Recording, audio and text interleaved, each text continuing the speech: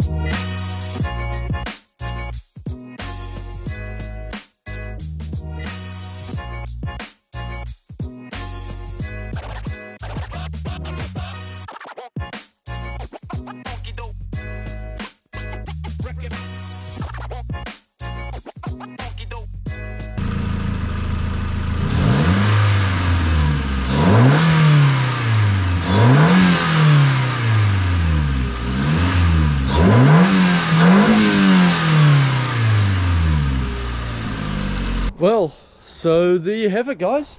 That is the end of the install. I didn't actually manage to get a before video of what it sounded like with the original air intake, because it was like a last minute decision to actually film this video. But overall, I think it looks pretty nice. It looks real tidy in the engine bay. Real cool how it just drops down in there behind the radiator. It was actually a really easy install. I'm no mechanic. This is like the first time I've ever done a cold air intake on any car. I've never really modified cars before, so I'm basically learning as I go, and AEM made it real easy. I just want to give a massive shout out to Boost Performance, who I ordered the intake through. Due to COVID at the moment, there's been delays with shipping and all that. He's kept me up to date. He's been real good with that sort of stuff. Yeah, massive thank you to him. And yeah, I think that looks stunning. It looks really nice red. The red's a little bit darker than what I thought it was going to be, but it really just makes the engine bay just stand out a little bit more from what it sounded like. Love the sound of it.